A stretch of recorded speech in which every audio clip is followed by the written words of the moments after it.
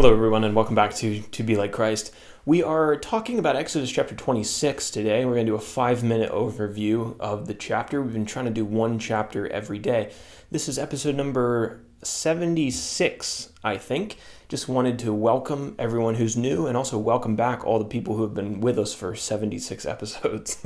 That's quite a commitment. Let's talk about Exodus 26. First of all, when did these events happen? Well, the children of Israel got out of slavery about 1491 BC, roughly, and these events happened 3 to 4 months after that. In terms of our main characters, we just have the two that we've been talking about for a while, Moses and God. Moses has gone up onto Mount Sinai to receive instructions from God about God's laws, but specifically in this chapter about instructions that he needed to build a sanctuary, a tabernacle among the people where God's presence would dwell among the Israelites. So our main characters, God and Moses, they're having a conversation where? That leads us to our map. Well, I already mentioned it. They're on Mount Sinai. They've been camped around Mount Sinai for quite a while now, the last couple chapters, and I've got Mount Sinai listed or shown on the map down below. That's the traditional location of Mount Sinai. Just keep in mind there's a lot of debate about where exactly that mountain was, but the traditional location is on the map.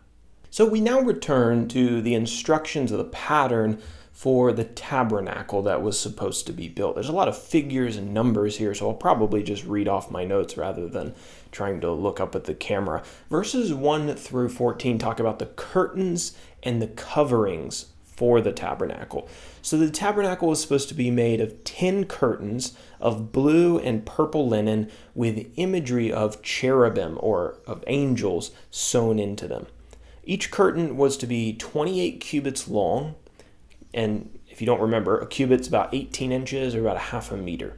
So each curtain was supposed to be 28 cubits long and 4 cubits wide. The curtains were fastened together, 5 in one group and 5 in another group. Moses was told to make 50 loops on each group of curtains. The loops allowed the curtains to be fastened together using golden clasps. Also, God told Moses to create 11 curtains of goat's hair to act as a tent over the structure. Each goat hair curtain was to be 30 cubits long and 4 cubits wide. The goat hair curtains were fastened together with bronze clasps instead of gold clasps for the other curtains. Additionally, the Israelites were told to make a covering of tanned ram skins and goat skins for the tabernacle. Those were probably to keep the tent waterproof. So then in verses 15 through 29, we're going to talk about the frames of the tabernacle. And these frames would have made up the walls. It's probably the easiest way to think of them. In addition to the curtains and the coverings, Moses was told to build frames to support this tent structure. Each frame was to be 10 cubits long and 1.5 cubits wide. There were to be 20 frames on the south side, 20 frames on the north side, and 8 frames for the west side or the back side. Each frame was to be set on 2 silver bases, and each side of the tabernacle had 5 bars made of acacia wood that hung horizontally end to end. The frames and the bars were all to be overlaid with gold. Now, if I've thoroughly lost you and you're just like, I don't even know what all these numbers mean. I can't even visualize this in my mind.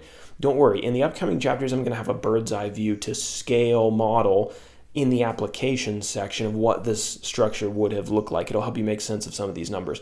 There are also very nice scale models and drawings and things that you can find on Google all over the place. Now, in the final section, verses 30 through 37, the entrance and the interior of the tabernacle. So a veil of purple, blue, and scarlet was to be hung in the middle of the tabernacle, creating 2 rooms within this tent. The golden lampstand and the golden table were supposed to be placed in the holy place. That would have been the first room that a priest entered when he entered the tabernacle. Then a screen of purple, blue, and scarlet yarn and fine twined linen was to be hung across the entrance of the tent, the entrance to the holy place. And it was to be hung on 5 pillars of acacia wood that were overlaid with gold. And so that is Exodus chapter 26. We've got more details about the tabernacle yet to come. So hang tight. And as I mentioned, go out and find some of those visuals. Those will be really helpful. Now for our application. Does God care about the small details? This chapter and the following chapters reveal that details really matter to God. He doesn't give details for no reason so that they can be ignored. He wanted everything to be built according to the pattern that he gave Moses, according to verse 30. The application for us is that we need to read God's words and his instructions carefully and make sure that we are respecting the details. God didn't write down specific commands for every scenario and circumstance in the Christian life. If you've read the Bible, you already know that. But where he did specify, we need to be paying very close attention.